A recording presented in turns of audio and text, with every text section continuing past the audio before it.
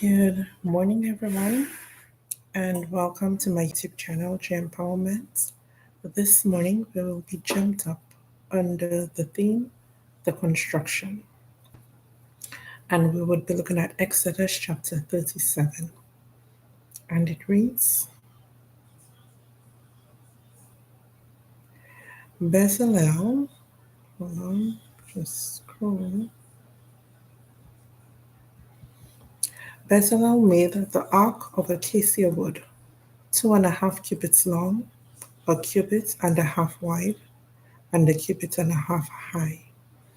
He overlaid with pure gold.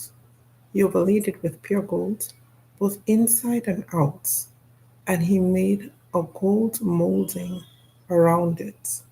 He cast 4 gold rings for it, and fastened them to its 4 feet, and 2 rings on one side and 2 rings on the other. Then he made poles of acacia wood and overlaid them with gold. And he inserted the poles into the rings on the sides of the ark to carry it. He made the atonement cover of pure gold, 2.5 cubits long and a cubit and a half wide. Then he made 2 cherubims out of hammered gold at the ends of the cover. He made 1 cherub on one end and the second cherub on the other. At the 2 ends, he made them of one piece with the cover. The cherubim had their wings spread upward, overshadowing the cover with them. The cherubims faced each other, looking towards the cover. They made the table of acacia wood, 2 cubits long, a cubit wide, and a cubit and a half high. Then they overlaid it with pure gold and made a gold molding around it. They also made around it a rim a handbreadth wide and put a gold molding on the rim. They cast 4 gold rings for the table and fastened them to the 4 corners where the 4 legs were. The rings were put close to the rim to hold the poles used in carrying the tables. The poles for carrying the table were made of acacia wood and were overlaid with gold. And they made from pure gold the articles of the table, the plates and dishes, bowls and its pitchers for the pouring out of drink offering. What I would like us to take into account as we're reading what is being overlaid with gold and what is being made out of pure gold. So we see thus far what has to be utilized by the people are being made with pure gold, right? So we see plates and dishes, bowls, pitchers, those things made of pure gold.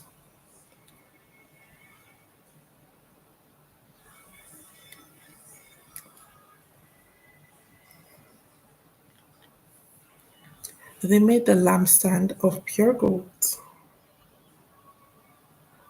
They hammered out its base and shaft and made its flower-like cups, bud and blossom, of one piece with them.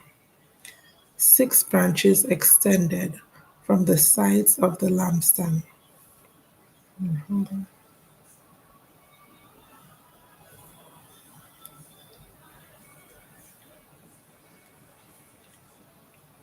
Oh boy, I'm sorry about that. I have a loose eyelash somewhere.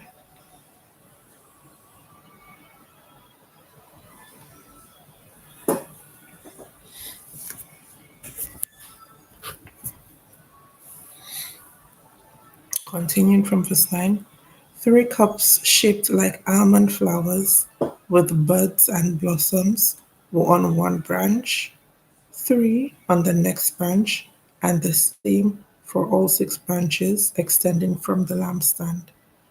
And on the lampstand were four cups shaped like almond flowers with buds and blossoms.